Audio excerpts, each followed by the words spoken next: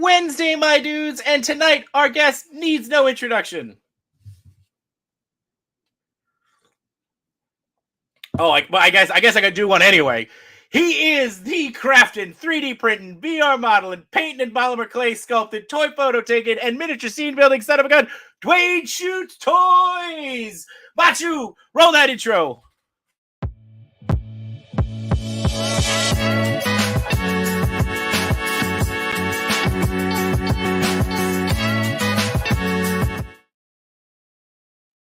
How was that? Was that good? It was good. I was ready for the pause. I almost throw it. I was like, wait. I meant to tell you, don't fall for the don't fall. I almost fell for it. Yeah, don't fall for the fake out. But it is Wednesday, my dudes, and this is episode 26 of Between Two Sentinels.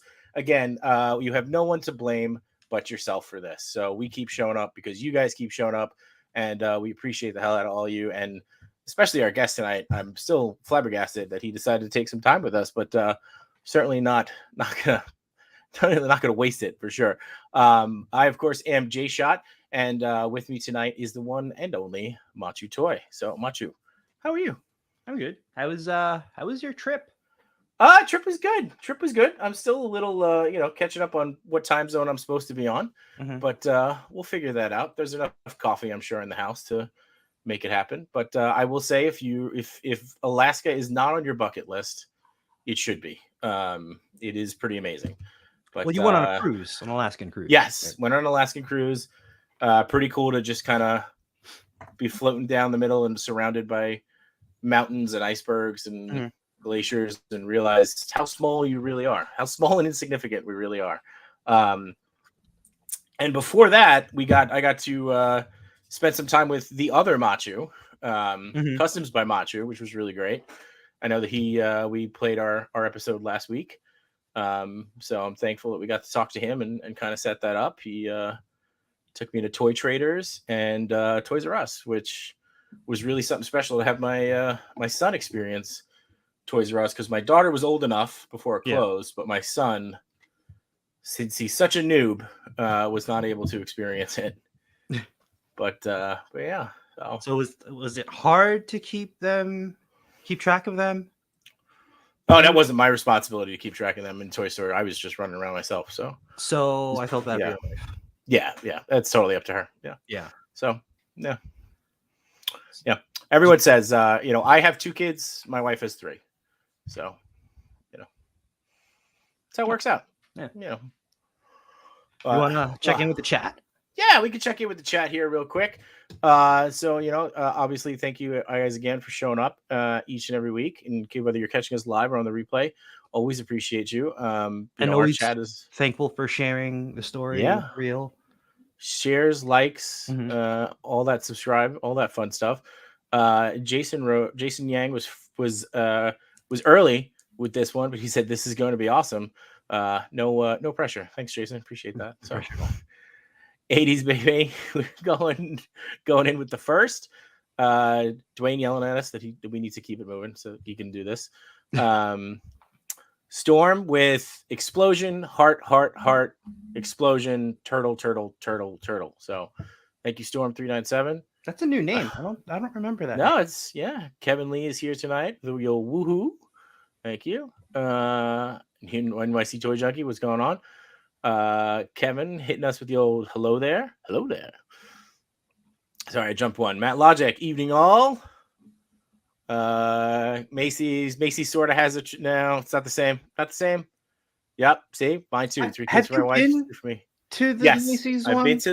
I've been to it a couple, like when in December when it first opened, and I've been back, and it's still not the same, man. It's not the same, but it's better than what you showed me, where it was just one corner. Yes, it's better than the sadness. Yeah, but it's still not the same. So, Tenyo's in the house. What's up, Tenyo? Win or lose? Hello, the guys from Toy Talker here. Woo! Thank you. Appreciate that. Diggs Figs, gentlemen. We must be talking to you. And our good friend No Chewing. What is up, y'all? No Chewing's. You got a show to start in a few minutes, my friend. So appreciate you hanging around. But if you guys, once you're done watching us, make sure you go all the way to the end here with us. But go check out the TPC and the Toy Daddies for top 10 tonight. So that is everybody in the chat. Just go ahead and bring on Mr. Shoots Toys. Oh yeah. Yo, what's up, man? What's up? Thanks for inviting me, man. I'm super excited to be here. I again cannot say thank you enough. I'm shaking right now. Like that's because I drank so much caffeine right before the show. Be cool. Yeah, dude, we're super excited. I mean, obviously, my journey into this, I blame Matt for getting me started here. But I mean, you are, some of the shots that you've done and things that we've talked about and looked at and over the time with this is just incredible. And I mean, the first picture that comes to mind whenever I think of you is the Raphael shot with the boots, and it's just it's so good. It's one of my favorite shots I think ever. Of course, I'm going to try to pull it up here. I think I've got the reel. So, but yeah, man, I just I don't know if you want to dive right into talking about it first or what you want to do, but it's seriously one of the best. Yeah, I mean that was one of my favorite shots still to this day. I was basically combining different elements of my childhood. Listening to hip hop. Having those little CD booklets. In the background, I got video games going on, and obviously the Ninja Turtles, and this whole thing is basically a tribute to New York hip hop from the 90s. And I tried to encapsulate as much of it as I could in that shot. And you get a lot there too. And so much. So how much of the stuff that you have here is, 3D printed and handmade by you, versus just kind of printed in that essence where you're, just taking an image and making it smaller. Not that is, less challenging in any way, shape or form, but. Yeah. I mean, a lot of it is, those boots are actually, if you go down my page, you'll see a video where I showed you how I 3D scanned those boots. I 3D scanned them and then 3D printed them. And then, the hat, I 3D printed. It's quite a bit down, so it may not be finding it. But, yeah, like a lot of those elements are 3D printed. A lot of them are just, images that I find online that I print and glue on the walls. But I'm trying to make as much of the scenes as I can, and that's part of the process that I love. Just the creation of all these little props and putting it all together. That's awesome. And one of the things you talked about there, is just how you combine the nostalgia, right? Like you got, you're capturing moments, in the 90s there. Like you say New York rap scene, but Wu-Tang's all over. So I like to say that you're thinking Staten Island in the 90s, which is okay. We're okay with that. So is that where you're from? Yeah, that's where we are now. So I've ridden the Staten Island ferry in the past a few times. Well, you've ridden the Staten Island ferry. You know who Wu-Tang is. All you got to do is eat some pizza, and you're official. You're in. So there you go. You'll be okay. But it's obviously a common theme amongst a lot of your photos. It's just like bringing different pieces together. How do you where do you start with your shots? Do you start with a feeling? Do you start with an idea? Yeah, well, actually, I have a text file where I store all my ideas. So like ideas usually come to me at the most random times. Sometimes it's in the shower. Sometimes when it's out when I'm shopping or, working out or whatever. And I'll just take all those ideas and write them down. Excuse me for 1 second. Yeah, no, it's his agent calling. That's where his agent's like, why are you talking to these guys? No, spam. I get a lot of spam phone calls these days. I don't know about you guys, but yeah, same. Yeah. So like when it's time to start working on a photo, I'll just go to my text file. I'll pick out an idea that I'm feeling inspired to work on, and then just start putting things together. The most exciting part for me is just that initial spark when you get the idea and you start crafting the individual elements, right? Mm-hmm. And it's a long process. Usually, it takes a week, sometimes longer, to put everything together and document the whole thing into a video as well.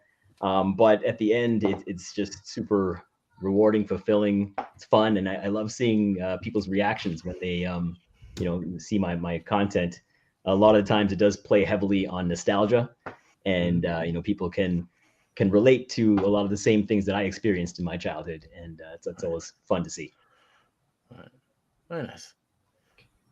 Matt, did you have something? I thought you looked like you were going to say something. Oh no, I was just highlighting people gotcha. in the chat. Okay, cool. So one of the things too that especially in that Raphael shot and just you talking about nostalgia is your love of music, right? I mean, that's if I've done my research correctly, which it almost never is, you kind of started in that space, right?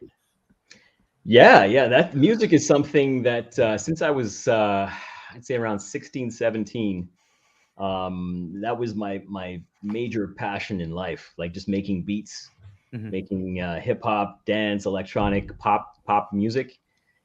And I thought that was the only thing that I would be involved in from an artistic standpoint in my life. Like that was so all encompassing, and just I loved doing it from my teenage years. And I got involved in doing background music for various TV shows, and my dream was to become a pop music producer. I would love to produce for like Lady Gaga and The Weeknd, those kind of pop artists. Didn't exactly end up that way, but I did have a little bit of success. This right here, I had a platinum record that I co-produced with a friend of mine. That was for a rapper named Little TJ.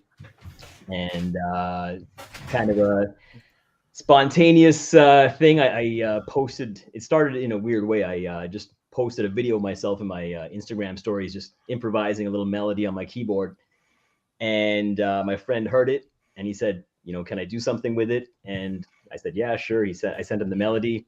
He put together a beat around it, and then we put it out on the internet. And then this rapper named Little TJ found it. He made a song with it, put it out, and it kind of blew up on TikTok and all over the place. And a couple of years later, we had a platinum record. So it's kind of crazy how it started. And I haven't made any music in a long time, but I definitely want to come back to it and incorporate some of it into my toy photography projects as well.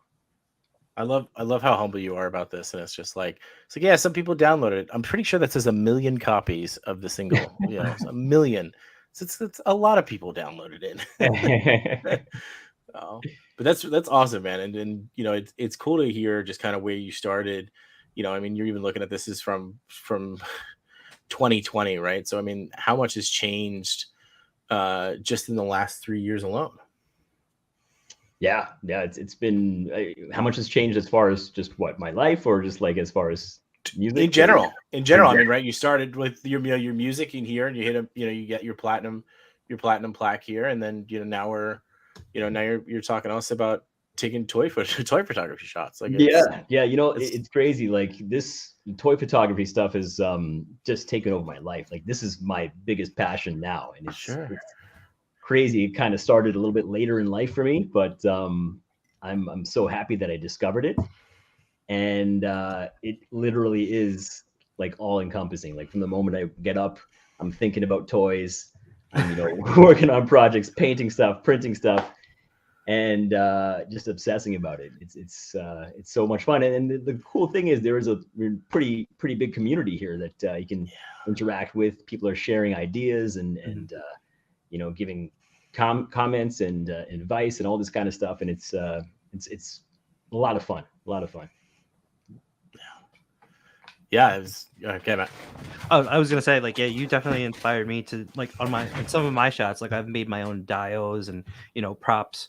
I'll look for props that people made. I'll paint them, and like it's inspiring to see what you do. And I'm just like, I always get a bunch of ideas, but like watching you take an idea, run with it, go through with it, like scan models, print them out, paint them, or make them from scratch. And then you're also documenting the process, like Jshot said before. It's just, I like, that's a lot, and I don't know how you like stay on track, because I'll have an idea and then poof, another one comes in because another toy shows up. Yeah. I have trouble with that too. Like I'm usually working on 4 or 5 different projects at the same time. So I've got like a bunch of things happening. My printers are like almost always running, making things.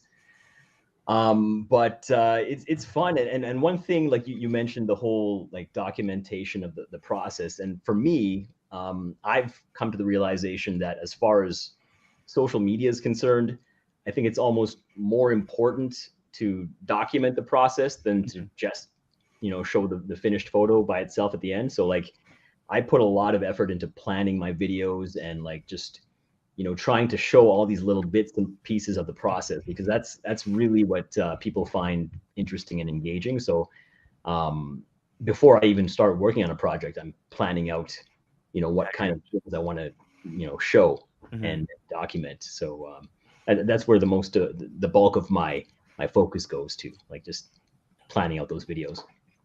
It's funny because when we're growing up, when we're doing schoolwork, it's always like show your work, and we hated that. Yeah, exactly. Is that why people are starting to hate Instagram now? Because Instagram's like show your work, and we're like, come on, we don't want to do that anymore. So, I had something and it just totally went out the window, but that was good. So Matt talked about like even while we were talking about before we were sitting here, and Matt got a package right before we started. What are some of the newer toys that you're excited about or that you're getting? Like, are you a full-on collector, or do you just kind of just pick up pieces as you like them? You know what? I don't really consider myself much of a collector. I do have a collection, but I usually buy toys for the purpose of photography, right? So sometimes I'll buy some pieces, I'll use them for a few months, and then I'll sell them to make some money to buy new toys, right? So there's kind of a constant flow of toys coming in and out. I just got something like an hour ago. From this one right here, the Super 7 G.I. Joes. Oh, nice. Cobra Commander. Nice. That looks so they had a sale like this past week, so I bought that one, and then the Duke. And I haven't done any G.I. Joe shots yet, but as a kid, I used to love G.I. Joe. So I'm going to try to put something together in the next few months or so. It's going to be fun to work on. That figure is gorgeous. It looks like it came straight out of the cartoon, so I love that one. And the next shot that I'm working on right now is going to be revolving around the Miles Morales Spider-Verse movie. And so I've got Miles Morales and then Spider-Gwen. I'm going to put together a scene with them, hopefully in time for the movie release.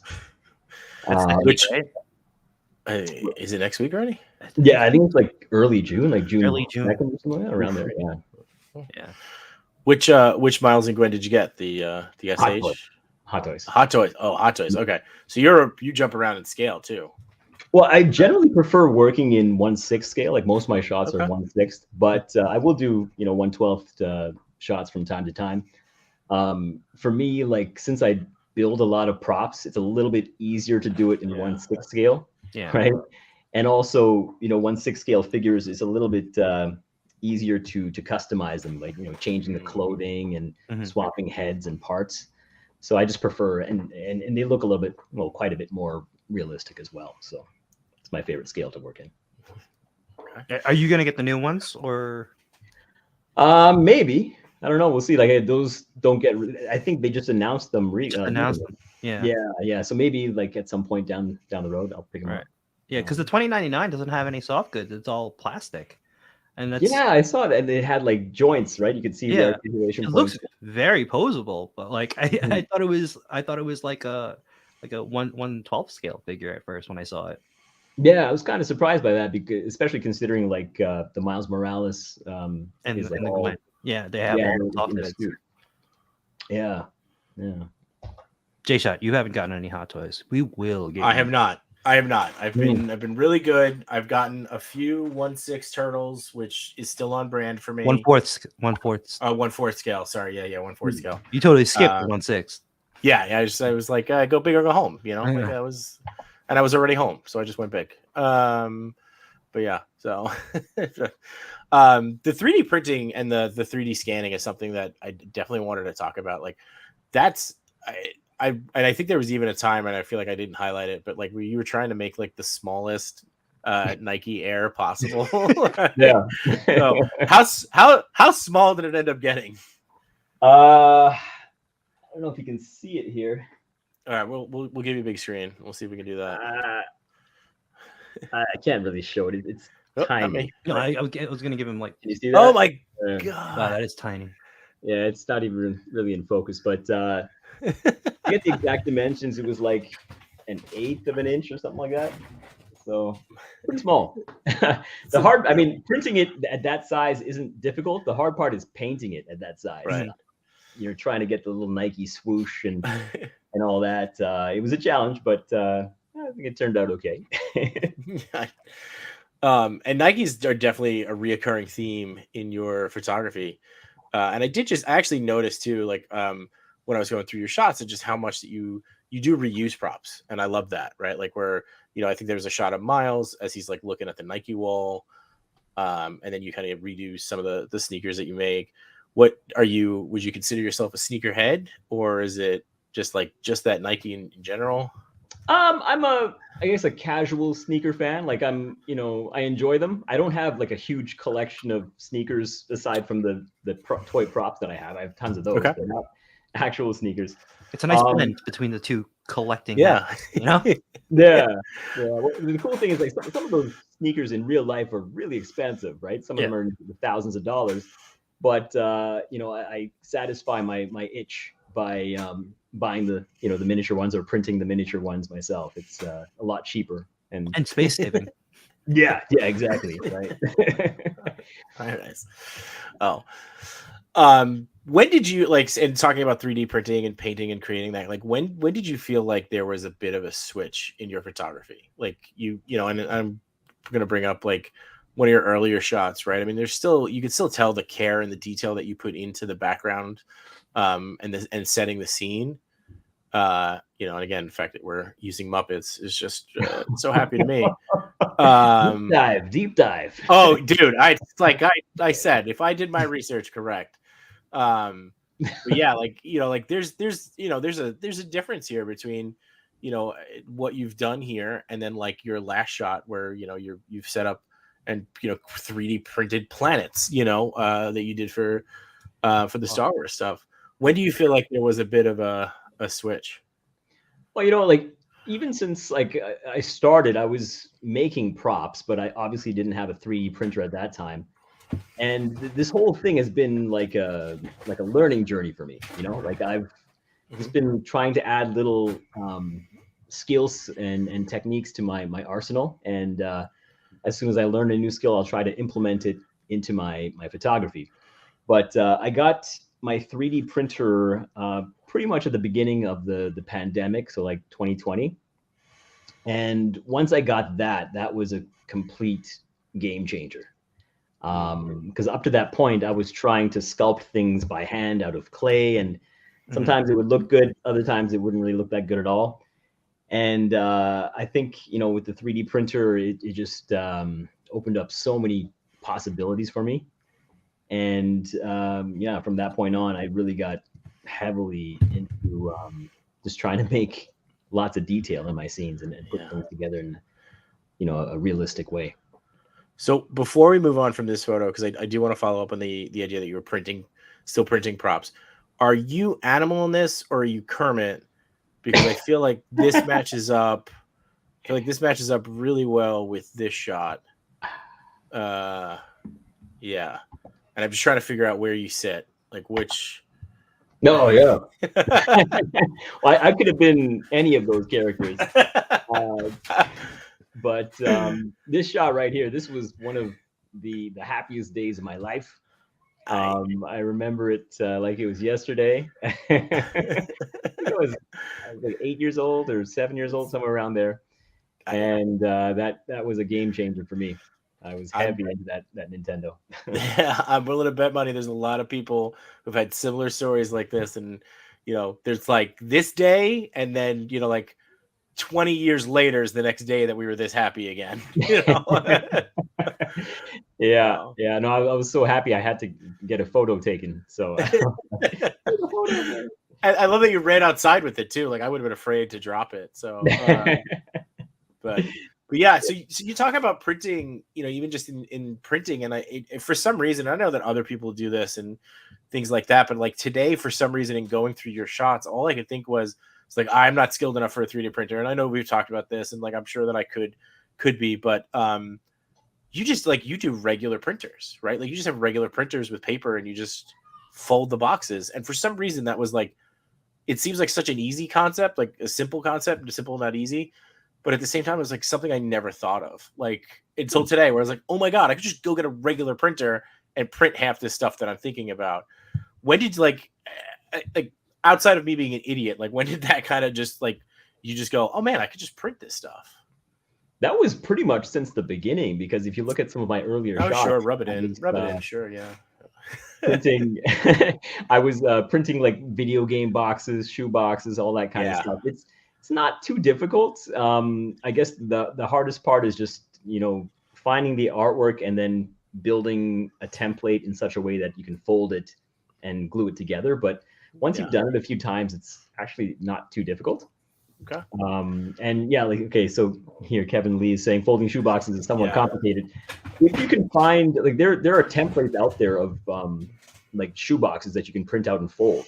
Yeah. So that's how I started. I got those templates, and then I just replaced the art with my own art. So I put like Nike and Reebok logos onto the boxes, and then printed them out.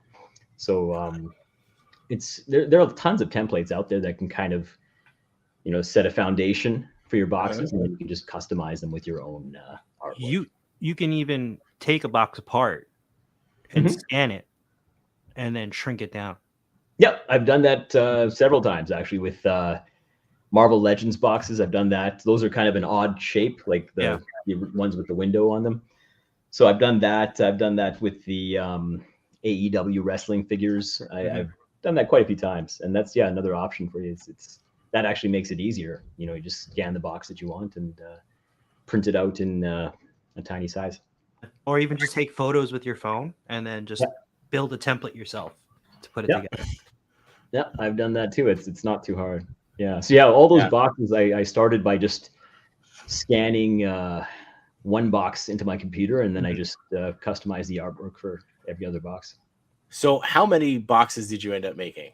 Oh my God. Yeah. Oh gosh. I don't know if I wrote it in the caption there. I can't remember, but a lot. That's the thing. Like with the stuff I do, it's not necessarily hard. It's just really time consuming, because I just like to tedious, right? Tedious. I like to go all out and just like put as much detail into the scene as possible. Yeah. This was fun. This was actually this was a sponsored post from cool. From Jazzwares. They wanted me to do something with their figures, so I just decided to have a brawl in the toy store. I just my only comment on this would be how unrealistic it is. I've never seen toy aisles this full in the last 5 years. So that is true. That's my only comment. I was gonna say that I think this photo you put this photo out around the same time, like right before I went down the rabbit hole of buying AEW figures. And Jshot, that I was going nuts, like just going to Target looking for these, buying older ones. I I bought you a figure, like I bought you an import, and I think we traded. I was like, you just get me the ring from Ringside Collectibles. Yep. Yeah. So I blame Duane because of this photo. And I fell into that. Yeah, they're a lot of fun, and actually a lot of the AEW wrestlers are into collecting toys themselves. Like I don't know if you're familiar with Ethan Page, but he's an AEW wrestler, and he does all these, toy vlogs, and he brings the other wrestlers with him on toy hunts, and they go and collect figures, and it's fun to watch. So I'm definitely looking forward to getting his action figure when they release it, and I'll probably create some kind of scene with them shopping or doing something along those lines. So it'll be fun. So I know that this shot is, it's a wrestling shot. I realized I closed it and I shouldn't have. So like I know this is from December, but can you kind of just walk us through like start to finish on this, like thought process? You wrote it down, you're like, all right, it's going to take me, I want to make X amount of boxes. That's going to take me a week. Like, I'd love to just hear, and feel free to either skip over the important parts or whatever, but Not to give out the secret sauce, but I'm just curious to hear your from start to finish on this. Yeah, so I mean, the first part was just to create the boxes. That's where I usually start. I scanned in one box and then just made a whole bunch of variants using different artwork, and then printed out a ton of them. And I just sat there for a few days, cutting them out, folding them, gluing them. So that was the first, 2-3 days worth of work, maybe longer. I can't remember, but and then for the other products like the rings and the belts, I had to get photos of the actual products themselves. And once I've got all those, I made templates and printed them out and folded them and all that. So when I had all the toys prepared, I then had to build the framework for the scene. And for that, I just looked at photos of toy stores online just to get some inspiration as far as how to set things up. I just looked up like Toys R Us toy aisle or Walmart toy aisle, and then I kind of got a feel for what they're going to look like, and just cut the pieces using foam board and paper and glued them all together, and put it together, and then took the photo. You also get the advantage. I did make a full-length YouTube video for this project, so if anyone's curious, they can go check out the video on my YouTube channel. Yeah. You had the advantage because you're in Canada. You could just walk right into a Toys R Us. You don't have to look up pictures. You could just walk right in there and be like, that's true. We're pretty lucky. Like in the city that I live in, we have I think 3 Toys R Us. We used to have 4, but we have I think 3 now. So there's one like 5 minutes away from my place. So I go there like at least once or twice a week just to check it out. I hope you guys get them back in the U.S. I heard they might be coming back, but I don't know what the situation is over there. We'll keep praying for it. Yeah, that's not the same. Oh, it's pretty awesome. And I know too, and like so, obviously wrestling's a big theme with you. This one is one of the ones. I'm not the biggest wrestling fan, but this one struck a chord with me only because of I had these figures growing up.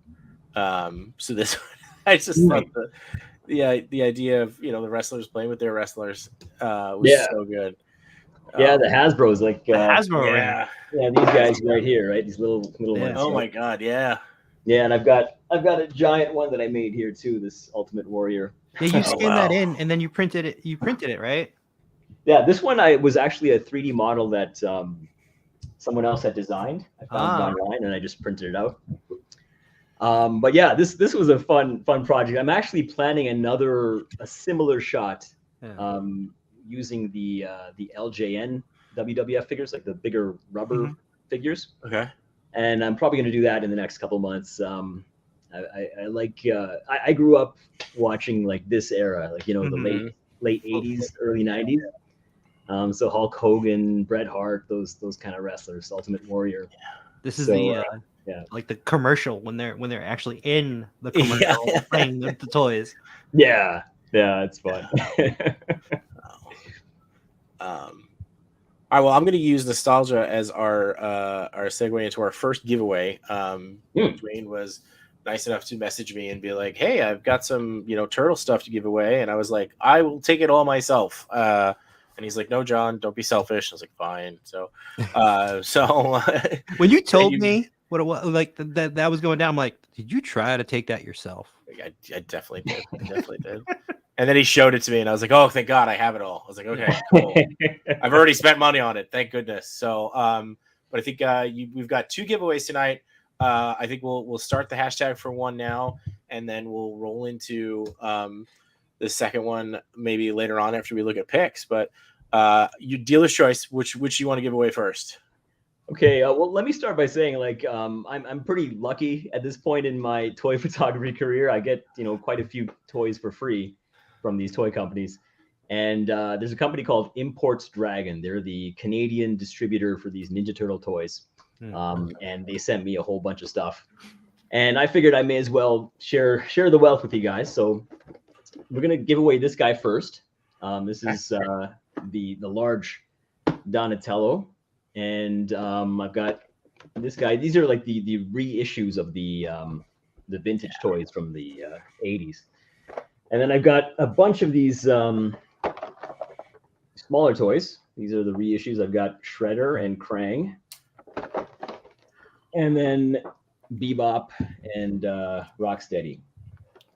So for the first giveaway, I guess we'll give away the big Donatello, and then for the second giveaway, I'll give away all 4 of those figures to the second winner as well.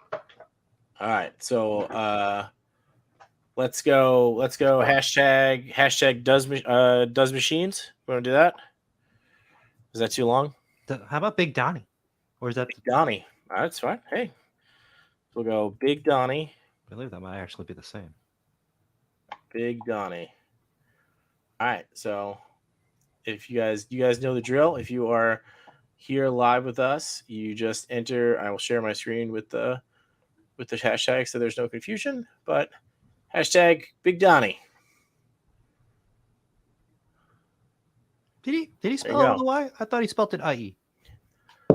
I thought it could go back and forth, but do you want me You're to the change turtle it? head, but I don't know. I kind of bounce back and forth depending on the mood. So you want me to go IE? No. It's already right. It's already there. All right. So we'll let that run for a little bit. Like I said, Duane, we are not professionals, so I don't know what you're doing here. But at least hopefully we'll have a good time. So, but then I'm going to also use that as a transition into this next shot, which I was so impressed with. And you're talking about the time it takes for you to just,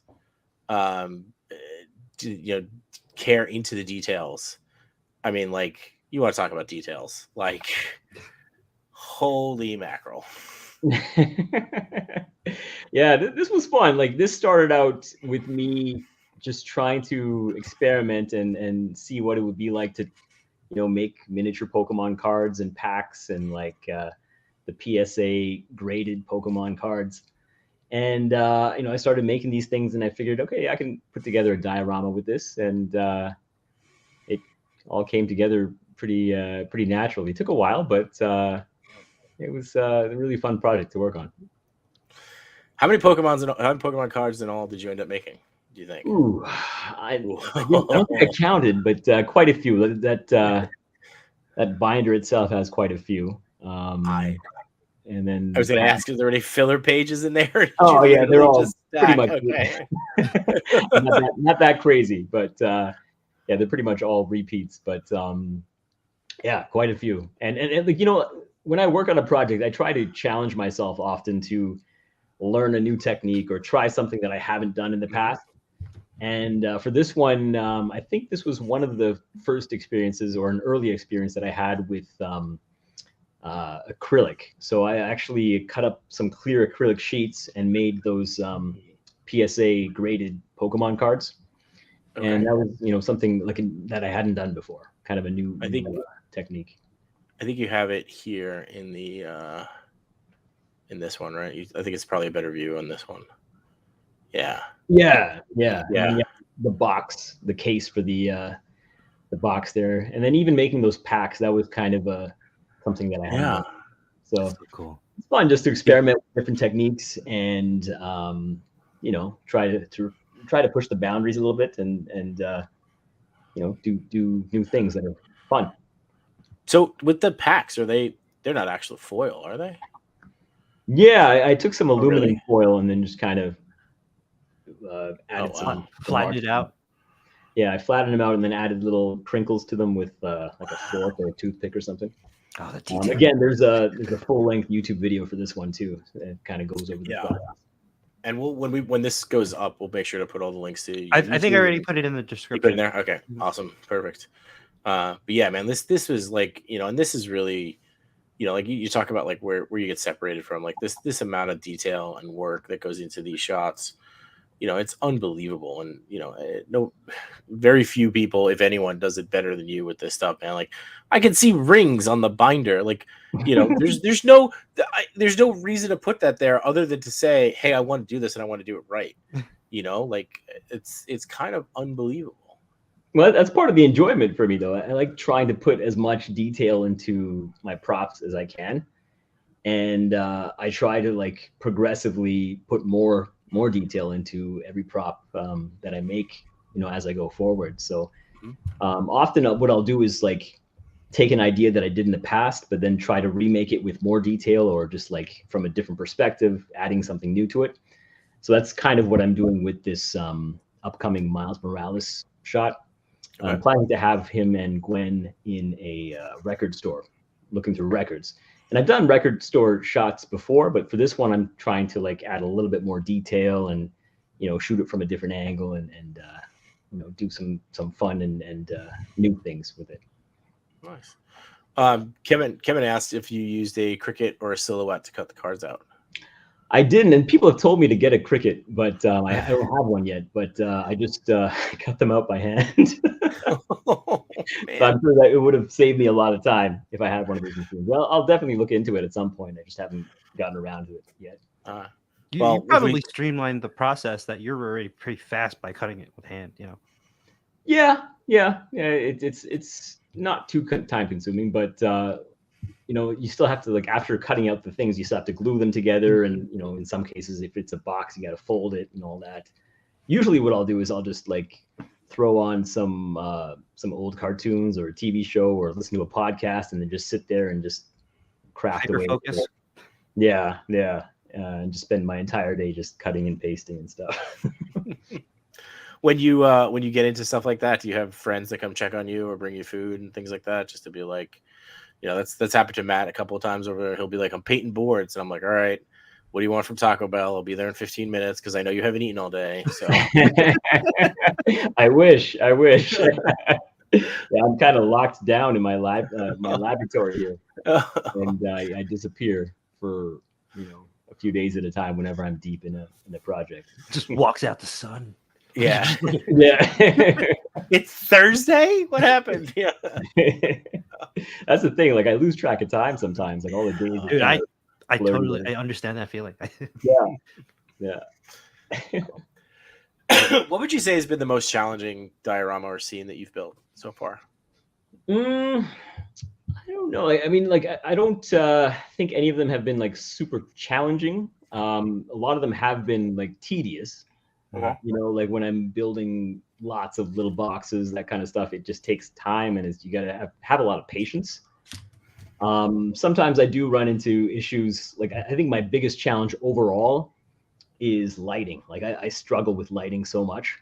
I'm still trying to figure out ways to improve. And sometimes I put so much effort into building the props. And then when it comes time to take the photo, I'm just like impatient. I just want to, take the shot, and I don't even think about the lighting too much. But it's frustrating sometimes. And occasionally just getting the figures to stand in the poses that I put them in. Sometimes it's easy, but sometimes I, try to do some challenging poses. There was one that I did a long time ago with Pepper Potts from Iron Man doing yoga, and she's standing on one foot and doing like a dancer's pose. And that was challenging, right? So sometimes it's posing the figures. It's a challenge too. But and that was a 1/6 figure? No, I was a 112. Oh, okay. Yeah. So I know some people, like, a lot of people will do these action shots, so they're like always putting their characters in interesting poses and stuff. But I still have a lot of work to do when it comes to like learning how to use wires and stands and stuff like that. It's kind of a challenge for me at times.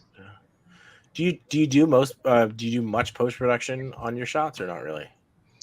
Not too much. Like, usually I'll clean up like blemishes, little. A lot of times I'll like edit out the joints on my figures just to make them look more realistic, I guess. And I'll make subtle changes to the lighting and colors and stuff like that. But for the most part, I don't like to do too much Photoshop. I like to make, like, everything that you see in the shot is typically something that exists physically for the most part. Once in a while I'll do some effects, but like it's usually mostly practical. It's pretty awesome. It's a nice blend. Yeah. What would you say has been the most rewarding diorama scene that you've created? You know what? It's hard to say. Like, as far as just like my favorite shots, like it's always changing, right? Sometimes it depends on the mood I'm in, right? But I really liked that Mike Tyson Punch Out one, because that one, it just brings me back to my childhood, because Punch Out was the very first Nintendo game that I bought. I actually bought it before I even had my Nintendo. So I would take the cartridge and go to my cousin's house and play it at her house. And then finally I got my own Nintendo and I would play it at home. And I remember like trying to beat Mike Tyson was like, it was so hard for me. I was struggling. And then I saw this commercial for the Power Glove, and I thought, this is the solution to all my problems, because once I get that Power Glove, I'm going to destroy Mike Tyson, right? It's going to be so easy. And I begged my parents for that Power Glove for Christmas, and I got it. And then I tried it, and it was actually harder to use than it was to use the controller. So that was like a bittersweet moment for me. But yeah, that whole Mike Tyson shot was just, it takes me back to that time in my life. A life lesson was learned that day. Yeah. I'm just going to give a quick reminder to everybody that we are doing the giveaway right now for the Playmates Big Donnie. So go ahead and use hashtag Big Donnie to get an entry. We got 3 entries right now, so you got a pretty good shot at winning. But keep it moving for sure. Cool. So I know we talked a little bit about your love of music and kind of just some collaborations that you've done. I mean, you just did the Jazzwares, right? For the Micro Squadron, is that one? Yes. Yeah. So what has been like? What's either been the most surprising opportunity, or or just an opportunity that you were like really excited about that's come out of those kind of partnerships? There have been some pretty cool opportunities that I've received, and like unexpected ones. I did a couple months ago. I did the MetaQuest Pro VR headset. Yeah. They reached out to me because they were looking for artists and creators to demonstrate the fact that you can use these VR headsets to design things and create art. So that was a really fun partnership, because it was so different than what I normally do. And there was a bit of pressure, because I they sent me the headset and I had like a week to learn how to use it and then create a project with it. So I had to learn how to use this 3D design app, and it actually wasn't that hard to do, but it was a really cool experience, right? And that was a fun project. I've done a couple of things for Netflix on TikTok. They wanted me to promote Stranger Things, so I've done some stuff with them, making videos around that. Yeah, so this was a kind of a cool project, using augmented reality to superimpose my models onto the real world. It was kind of cool. Yeah. And a while back, I did a project with Gucci to promote their Hot Wheels car, which was really cool. And they reached out to me, and I was talking to their team in Milan, and they sent me the vehicle a couple of months before it was released, which was kind of neat. And I'm not a huge Hot Wheels collector. I have a few of them, but I know that whole community is like really into these cars, right? So that was a really big honor to be a part of that project. It was fun.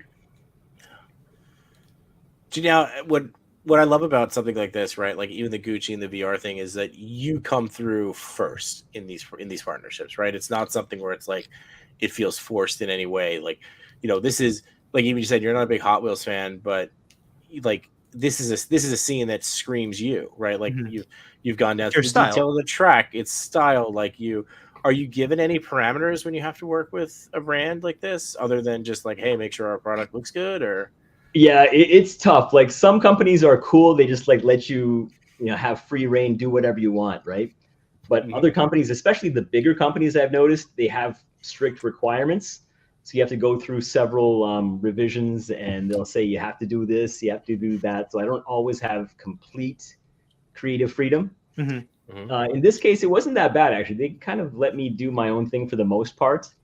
They had a few suggestions here and there, but it was, pretty much me for the most part. But there have been other times where I've been quite restricted, and I don't enjoy working on those kinds of projects just because, I can't truly express myself. Yeah.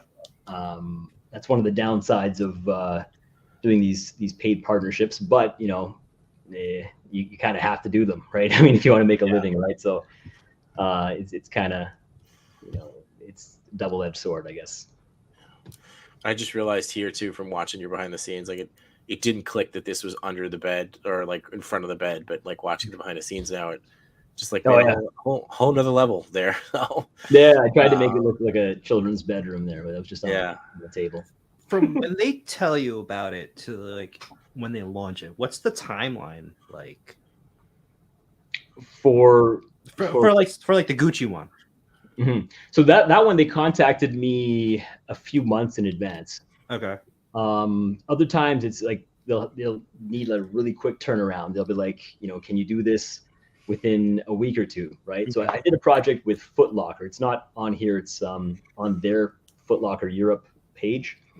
But that was a really quick turnaround. They kind of contacted me, and then they said, can you do this within a week? And so I kind of had to put something together pretty quickly, right? So it depends. But for the most part, usually I'll have a bit of lead time, maybe a month or so. On average. So you can plan it out, figure out what props you need. Yeah. It varies from project to project, but I like it when I have a lot of time in advance, so I can kind of prepare and make all my props and stuff.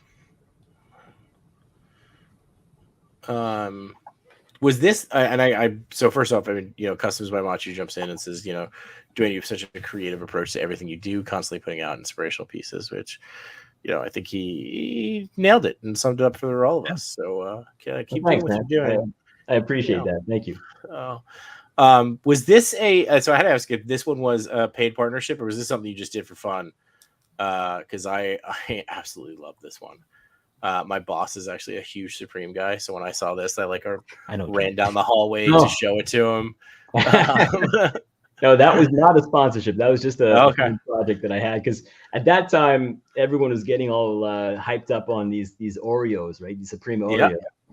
So I 3D printed some and just put together this Cookie Monster scene, and that Cookie Monster was one that I made a little bit, maybe a little bit earlier, prior to this project, and it was my first time trying to make a plush kind of toy, and it was a fun project. And also I kind of did it's not really semi collaboration with Nose Rain on this one. He I sent him a larger Supreme Oreo cookie, and he used that in. I remember seeing that. I think.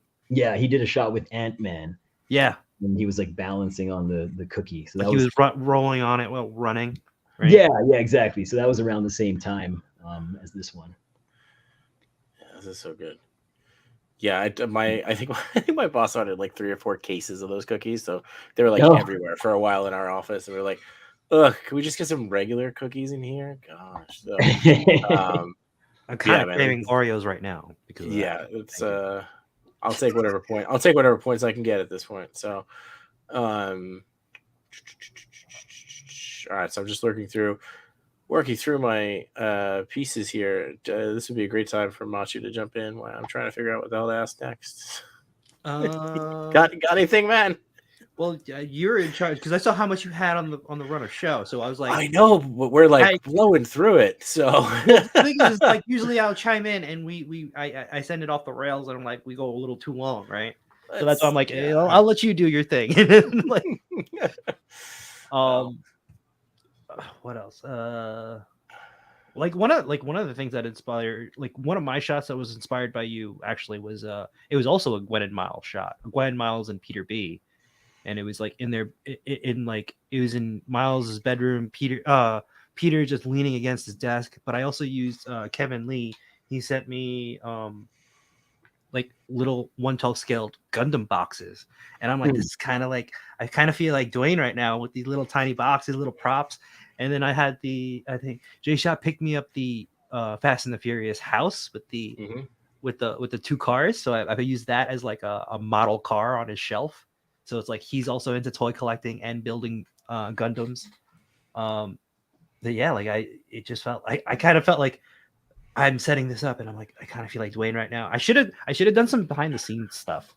That's what I was thinking after I posted it. I'm like, damn, I should. Yeah, that's actually like something that happens, I think, quite often to toy photographers. Like you get so involved in the shot, and then you forget to do the behind the scenes, and then the last minute you kind of realize, oh, I got to put something together. Yeah, there you go. That's awesome. Yeah, and then that dio I actually just made one Saturday. Like I just took some foam and some, I think it was like bamboo sticks that were like long and flat, and then I just glued them onto the foam, and then I did like a wash on it. Wow, yeah, that's like a legitimate it looks like a hardwood floor. Yeah. That's one thing. Like with my dioramas, they're not meant to be like long-term display pieces. They're kind of, I consider them like temporary dioramas. So I build them, take the photo, and then just take them apart. That's what I need to do, man. That way I can do more stuff. Yeah, because I live in a tiny 1-bedroom apartment here, so I don't even have room to keep everything. So I got to dismantle stuff, and I can't hang on to everything. But, and then on to the next one, right? Yeah, exactly. I also love, Duane, you build these amazing scenes, but there is something like you also are really good at capturing something simplistic, right? Like in this, this is one of my favorite shots that I came across today. It's just like it's simple, right? And again, we talk about this all the time on the show, the difference between simple versus easy, right? Where it's just like it's just a great, like, yeah, I would see him like this. Like I could see this happening. I see this happening.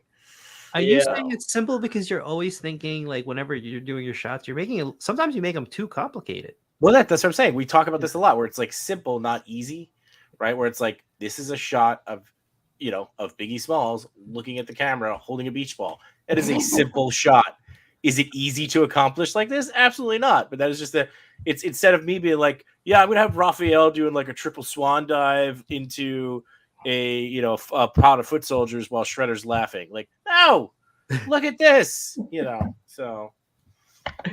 Yeah, this was a fun. This was like quite early on. This was I don't know what year this was. Probably 2019, 18.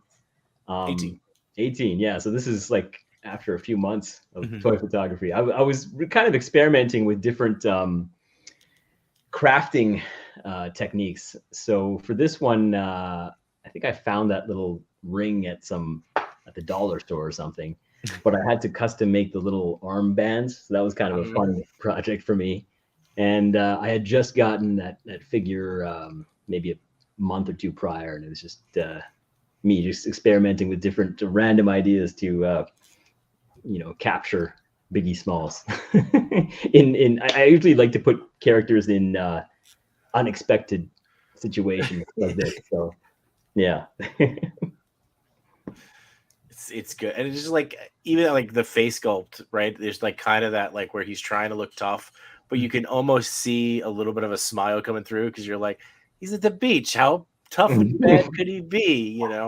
So, yeah, this one just going through today, like, I was just like, it's just a fun photo. It's just a good shot. Oh.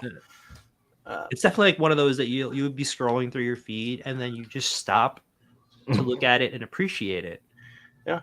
Right. It's like it's that's why I said I don't think it's that simple. You did everything right that there. Like, you didn't have to light it like he was at the beach, but you just sent the message to the viewer. Oh, thanks. Yeah, I mean that's kind of what I'm trying to do with my posts. Like, I'm trying to make people stop when they're scrolling in their feed and kind of look and like, oh, what is this? It's kind of different. It's silly. It's funny, right?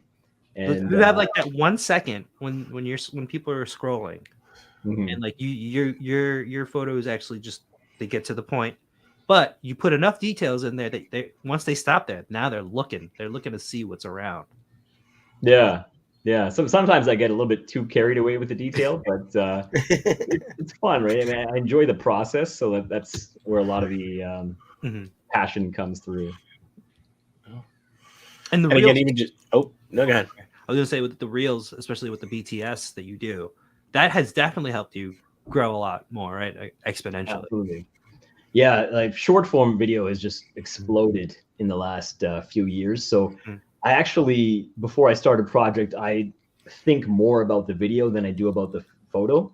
So I spend a lot of time. Like I actually have like little scripts. Like I'll say like show this shot and then this shot and then this shot, and I kind of piece it together before I even start. And it makes it a lot easier when you're trying to put things together in the end. And yeah, like I find like typically my videos get more engagement than my photos, because people are kind of sitting and watching the whole process and they like to share that kind of stuff. So I put a lot of effort into that.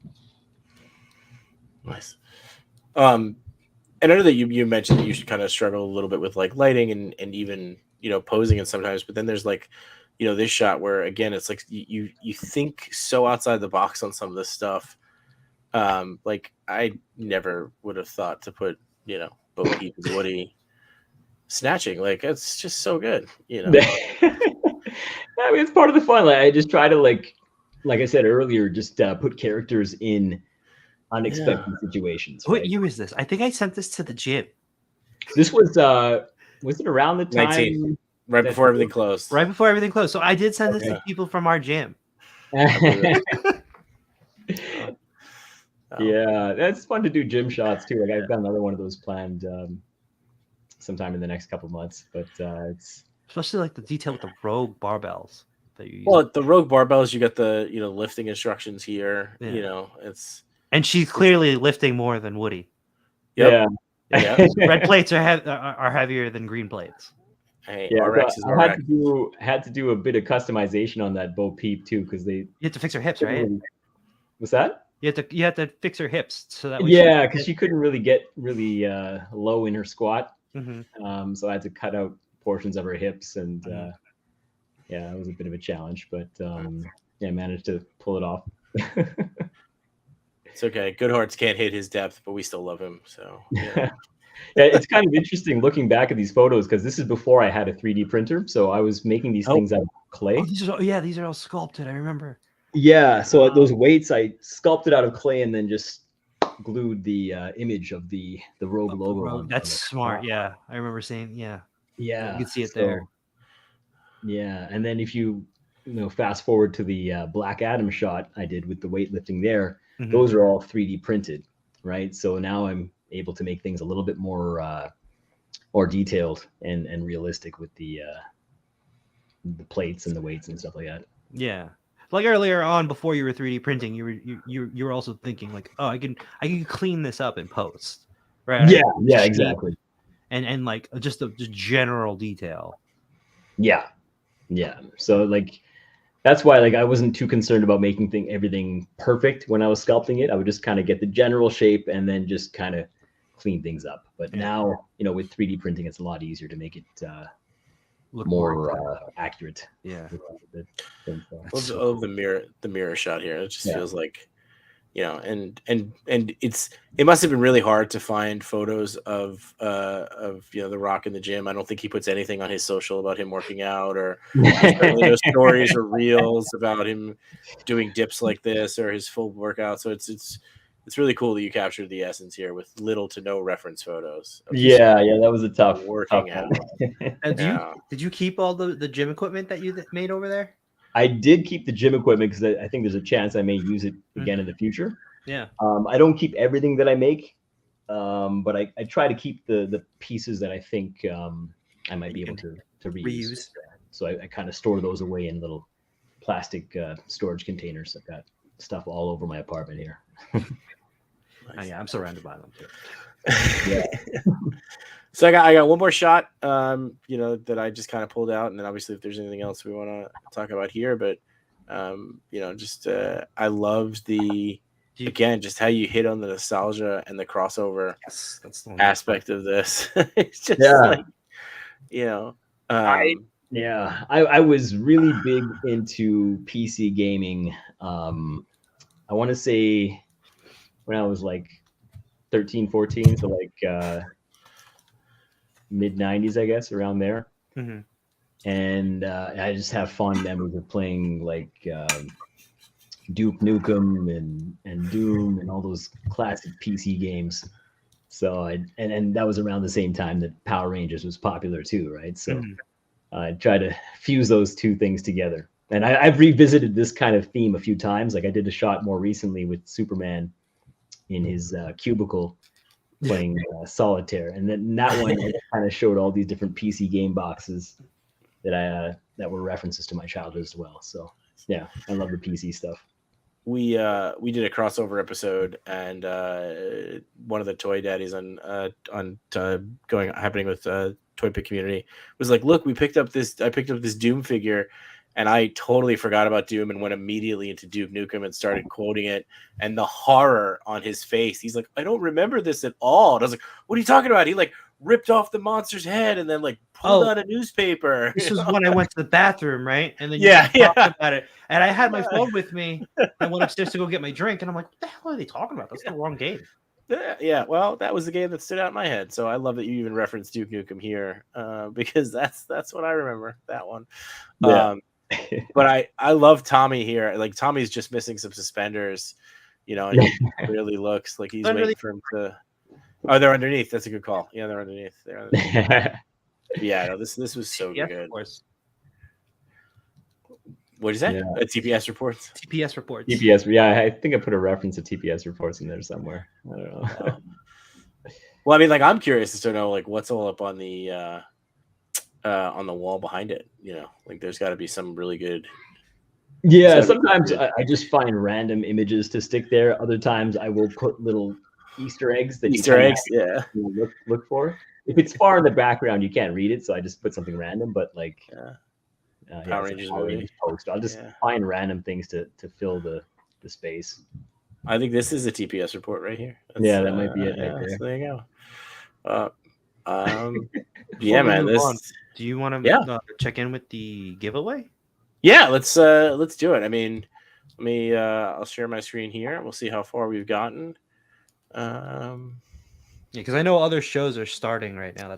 So we got 5 entries. I'm happy to pull the trigger on this one, and then we can, look at some shots, and then we'll give away the other one. So, unless anybody says otherwise, I'll hit the button. I'm gonna give everybody another 30 seconds.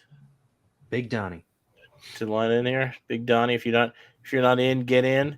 # Big Donnie, and then we'll roll it. So, while we're doing that, Duane, I did want to ask, like, you mentioned that you kind of, you learn or you try to challenge yourself on each shot and just kind of do something different and grow. What is it that you're trying to challenge yourself with the next shot? I think, this particular shot with the record store that I'm building, I'm trying to just add a little bit of depth to the scene. So I'm trying to create, and also there's going to be like multi-tiers to the backdrop. So it's just kind of experimenting with different architecture and design within the scene. Mm-hmm. I'm adding like pillars and stuff, and I might even have a ceiling on this one too. So it's just playing around with different elements just to create more depth and realism. With the ceiling, that makes it more difficult to light. Yeah. So like I did that shot for The Last of Us, and that one had a ceiling on it, and that was a little bit more of a challenge to light. But I guess I find ways to make it work, I guess. But yeah, usually I don't incorporate a ceiling, so it's always kind of a challenge to try something like that. All right, let's give away Big Don.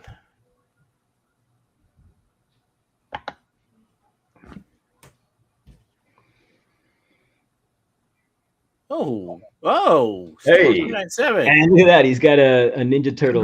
He's got a Ninja Turtles rat. There you go. All right, so Storm397, either message me or message Duane directly. It's up to you, man. I'm happy to mitigate if you want or whatever needs to be. Sure, yeah, if you could contact that person, and I just need to get their address, and then I can send it out to them.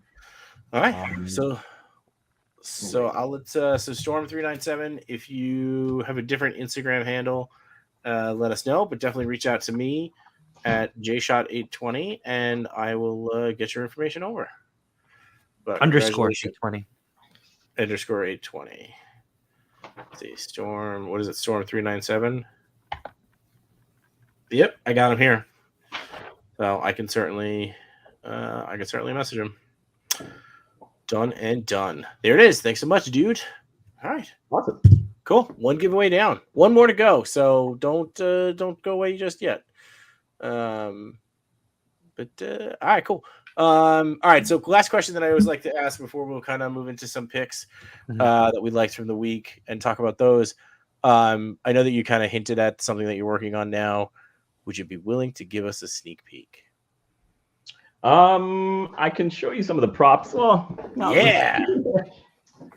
It's nothing crazy, but I've just 3D printed a bunch of these little record crates, right? So I've got a whole bunch of them. I'm not sure exactly what the scene is going to look like. I'm still quite early on in the process, because I have about a week, I think, to finish this before the movie comes out. So not much I can really show you beyond that. Like as I did say before, though, I do have a lot of other projects on the go at the same time. So there are some other things that I've been working on. This one I started a long time ago. I was making some Naruto characters, and I'm going to do a crossover with these and another popular franchise. I started these like several months ago, but is it another anime franchise? Not anime, but it's a very, very popular franchise. And so I've already built the figures, but if I show you the bodies, it'll give away what the other thing is. So I want to keep that a bit of a secret. Okay. But yeah, I've got that. I got some wrestling stuff planned. I have a lot of things kind of on the go, but it's kind of early in the process to show you too much more than so sorry about that, but no, never be sorry. I'm always happy to just get a little inside scoop, and again, just kind of getting it inside your head and inside the thought process. It's just always fun for me, at least, to see how that goes. All right, cool. So let's before we look at some picks from the week, let's set up our second giveaway here, and this is going to be for Shredder, Krang, Bebop, and Rocksteady, right? So, what do we want the hashtag to be for this one? Bad guys? Yeah, that's a good one. Yeah. All right. Hashtag bad guys. Okay. All right, so I'll pull it up. Start sharing. So again, this is you want to give a shout out to the supplier company again? This way. Yeah, this was provided by Imports Dragon. They're basically the Canadian distributor for these Ninja Turtles toys. And these are the Canadian versions, so there's some things that are unique. It has the French spelling there, Tortue. Oh. And then there's some subtle differences, but it's mainly the same kind of figure. So yeah. And then you got Shredder, Krang, Bebop, and Rocksteady here. All right. And this is for all four of them, right? All four of them will be going to the next winner. All right. And this is, I just want to make sure I always like to give credit where credit's due. I think this is the right company. But yeah, so this is, again, special thanks to Imports Dragon. They've been really kind. They've sent me a bunch of stuff over the last few months, and I think they said they were going to send me some stuff for the new Turtles movie too in the next month or so. So that'll be kind of cool. But yeah. Well, when you're ready to get rid of that, just let me know. we'll be happy to run a contest that's just JShot. It's hashtag JShot, and everybody wins. So yeah, right on. You're just gonna flash it on the screen with the hashtag, and you're just gonna enter it yourself. Yeah, it'll be JShot spelt weird, and then it'll be don't like, do JShot spelt weird. No. You can change a vowel and completely change your name. I'll just be J Short, and we'll be fine. So, all right. So, cool. Matt, you got some picks that we've sent in. We'll go from there. Share your screen.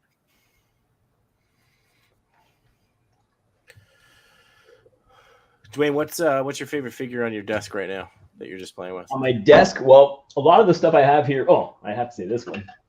It's me. That's oh, okay. That's so good. But no, I just a lot of these are older figures from my childhood, right? So, tough call. Do you guys see it? Because sometimes when I hit solo layout, it cancels it out. Oh, I got it. Okay. I don't know if you remember this. Oh yeah, that's beautiful. That's the new one, right? Yeah, it's the new one. I just found him sitting in the infamous chair that made Matchu famous here. So it make me famous. Yeah, I don't know if you remember this, but this is Captain Power. He was vaguely, yeah. There was a TV show in the 80s, and this is a character from that show. So this was kind of cool because he had like a jet that you can put him in, and you could interact with the show. And then if your plane got shot, he would get ejected from the seat. It was kind of a cool interactive toy for the time. What? What toy? What show is this? Captain Power. Go look it up. It's pretty advanced for that time period. Yeah, that sounds pretty advanced.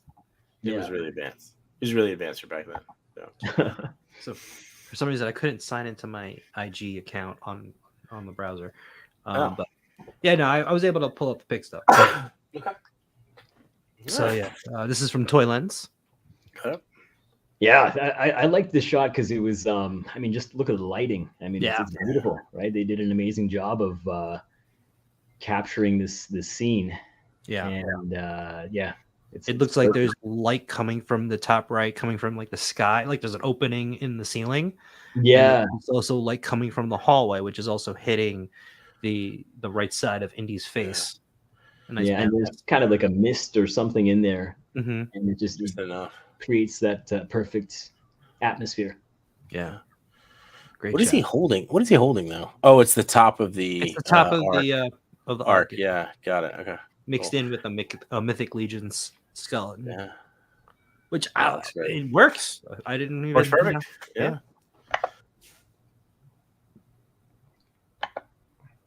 Yeah, I this one. The cream will rise to the top. Yeah, that's a terrible Macho Man impression, but that promo is one of the best of all time. One of the best of all time, exactly. Yeah. So good. Yeah. I just ordered a Mean Gene figure as well, so I can't wait to receive that. Oh, nice. Yeah. Because like in one of the waves, he was a Build-A-Figure, and I actually completed that whole wave. It was like The Rock, Dusty Rhodes, Hollywood Hogan. Yeah. And somebody else. I forgot who. I think it was Macho Man, wasn't it? Oh, yeah. It was King. It was Macho King. Macho King. Yeah.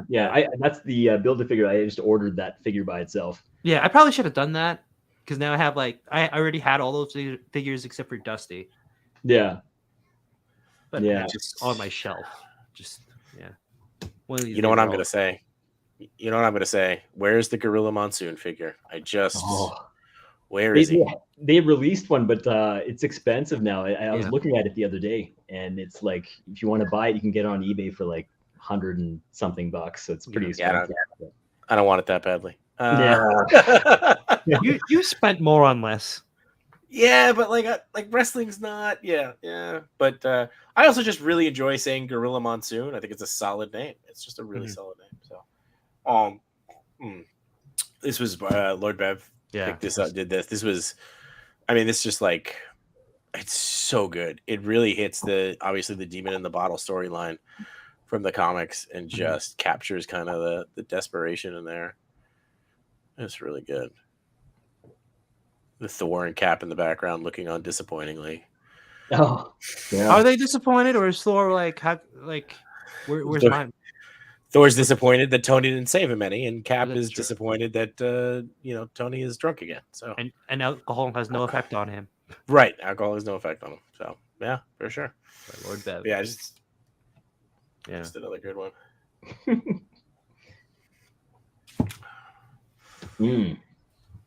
Yeah, this Richie killed this one. He did. Amazing job. He's got the shadow clones going on. This figure hasn't been released yet, right? I think they gave it to him to kind of promote the upcoming release. I think so, because it's a upcoming release. This is the newer, I guess. I guess Naruto is when he's younger, right, from the original series. Yeah, that's amazing. I definitely want to do some Naruto shots in the future. Yeah, I haven't done any yet. But yeah, Richie absolutely killed this one. Yeah, he did. It's really good. They had a display at the Tamashii event, something similar to this, where they had a whole bunch of them, like in the woods, running around like that. Yeah. Awesome. Cool. He always does good shots, man.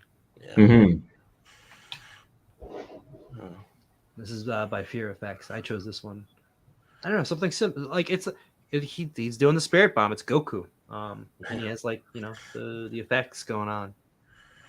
Yeah, they definitely captured that intensity. And they matched the lighting. I think he might have boosted up a little bit in the eyes so that way you can get that contrast. So you can see the eyes. But yeah, I thought it was a nice simple shot. I like the particles flowing and makes the connection. Yeah. For sure. Cool. Alf. This to me, this is kind of that perfect play on a scene, right? Like, okay, yeah, he's an alien, right? And the chasing a cat, and you can hear her saying, "Get away from her, you bitch!" Like it's perfect. And Alf would hit it with the what, but it you could almost see it if Alf was Family Guy for the 80s, they would have done this scene, right?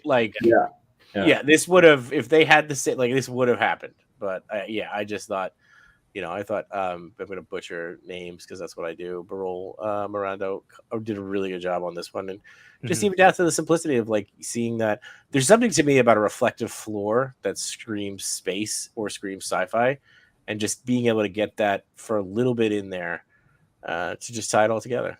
So, and just the flame on the flamethrower just kind of lighting up as if it was getting ready to annihilate. But yeah. This was great. He always injects a lot of humor into his shots. So this is really fun to see. And it's a kind of perfect crossover from that time period. Oh, it's really good. Just good job all around. This one's from Plastic Action. Yeah, I loved this shot because when I first saw this, I assumed it was a screenshot from the video game. When I was pulling it up, I thought it was. Yeah. Shout out to Jax and also Tracy Earthlings. She built the diorama for this. Oh, she built it. Oh yeah, okay, I see. And yeah, they've done quite a few collaborations already, and this one was incredible because I literally thought this was a screenshot from Minecraft. So yeah. Great job. And it's funny because if you don't scroll, right, you don't get the breadth of the work. Yeah. And kind of going back to what we were talking about earlier, where you have such a short time period to grab someone's attention. But then once you appreciate that it is physical, you got to go back and be like, wow, this is at first you're like, oh, this is a screenshot. And then you're like, oh my God, I thought this was a screenshot. This is so good, right? It's you almost have that, I don't know if it's a 180 or a 360 moment where you're coming back at it, where it's like, wow, this is so good. I thought it was fake, Yeah, so you can appreciate it here when you see the real behind the scenes. That's actually a physical diorama. So that's a big really setup. Cool. Yeah. It's also how you would get the depth really get the depth in a shot like this. You need There's multiple layers, and it's long, and just look at the background. There's all those rocks and the trees and the different layers. It adds a lot of depth to it. I like how you use the rig, the tree to hide the rig. Yeah, that's smart, clever. Yeah, and then you just cleaned it up in post. Oh, really good. Cool. This one is by Century Productions. Century Productions does a good job of putting up a reel before they put the photo up. So when you actually see the photo, you're like, oh wow, like he does a really good job of like almost teasing the photo before it comes out. Yeah, and this looks based on a comic book cover. Yeah. Okay. Yeah, and again, he did I think print out the cover and cut it out a little bit, or he actually just took the cover. Yeah, he cut out the cover. Yeah, cool. It was really cool. Yeah, so. Oh wow, okay. Right, like again, like you appreciate it that much more once you see it. Kind of that's to that point. This is really good.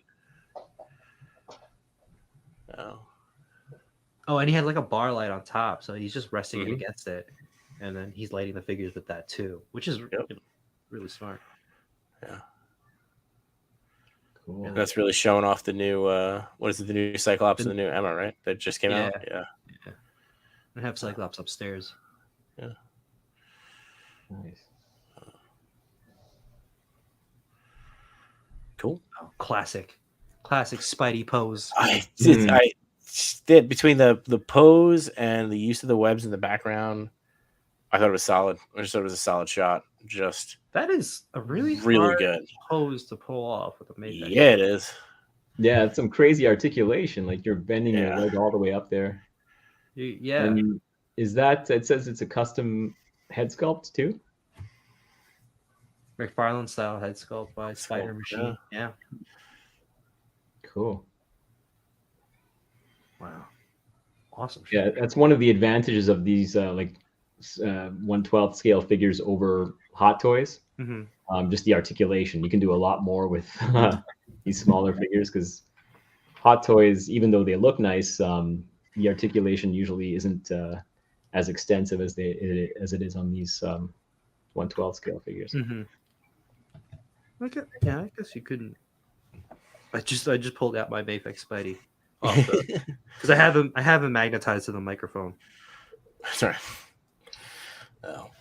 All right. While Matt plays with his Mayfix, don't forget #BadGuys gets you the re-release of Shredder, Krang, Bebop, and Rocksteady from Playmates that Duane is generously giving away on behalf of Import Dragon. I got that right?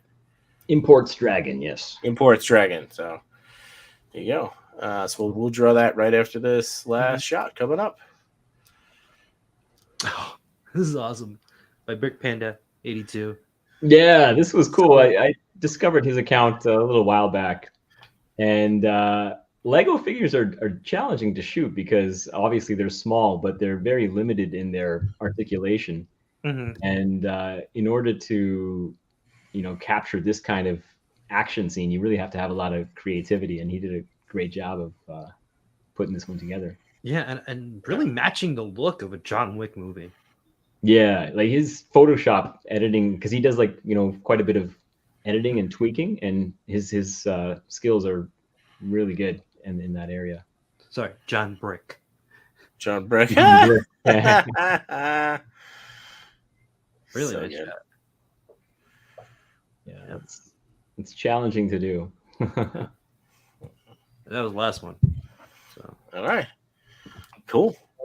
All right, so should we give away some Twiddles? Let's do it. Let's do that. Show it up on the screen for another 30 seconds. Yeah. Give somebody another chance to get in there. All right. So we got 6 entries in for this. This is #BadGuys. Once we get the last few in, we'll give it another 30 seconds. And we'll go from there. So all right, so we got Into the Spider-Verse is coming out. What else is coming out? Anything else, Duane, that you're excited about or that you're excited to pull inspiration from? Oh, as far as movies and stuff like that? Movies, shows, whatever. Yeah, well, yeah, I guess the Spider-Verse one is big. Nothing else really coming to mind right now. Like I think a lot of the stuff that I do does rely on nostalgia, so I like going back to the past. So I've been watching a lot of old school wrestling over the past couple of weeks. So I'm definitely going to do something related to that. Golden era, 1988, 89, around there. Yeah, I mean, I guess like that the new Ninja Turtles movie is coming out, so I'm kind of curious about that. It's going to be interesting to see how they reboot it, and with the new art style, it looks kind of interesting. I love the art style, and we talked a little bit before the show started. I mean, and I'm excited to just be able to take my kids to see a Ninja Turtles movie. I'm telling myself now that I don't need all those figures when they come out, but whether or not my kids need those figures, that's a different story. So they won't be mine. They'll be my kids. So I'll sure. Yeah. So, sure. That'll be how it is. But I don't know. I was kind of digging the way that they looked in the figure form too. Just capturing kind of like a nice little mix of nostalgia and but also like the updated look to it. So I ain't mad at it. All right. Enough stalling. Let's give away some bad guys.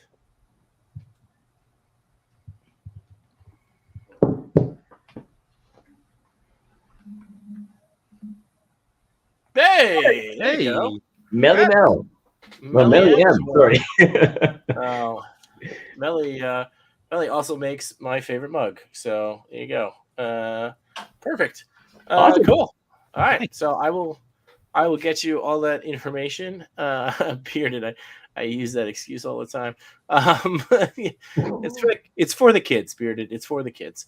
But yeah, congratulations to Melly and Storm for their win today. Again, thank you, Duane, for being so generous with your figures. We'll have to talk about it next time when you're going to give turtles away. This might be a one for them, two for me scenario, but we'll figure it out. But yeah, man. Anything else? I mean, we've already gone 30 minutes over our allotted time with you, so I want to be generous. I want to not generous. I want to be mindful of your time. Anything else to say to everybody, or last final thoughts?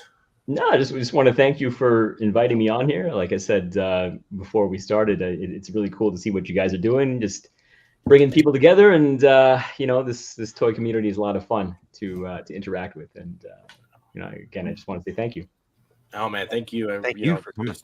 Yeah, thank you for coming on. Thank you for taking the time to talk to us, and thank you for sharing your art with us, man. Like that's just part of it, and inspiring like so many people out there.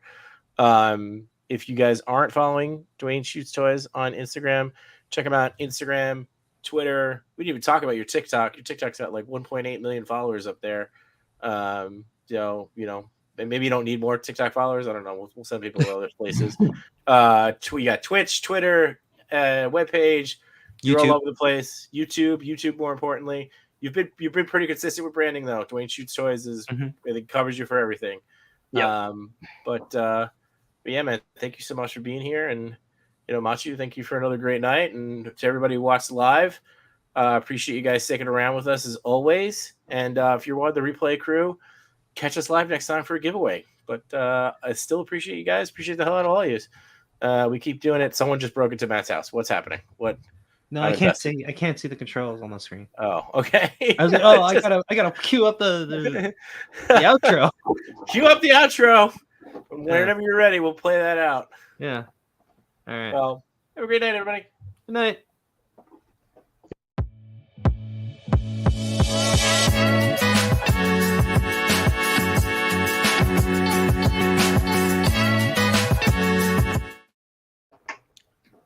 I can't wait to see what this guy actually does in the movie. Like I can't wait. Oh, we didn't even talk about your Doc Ock figure. Next time.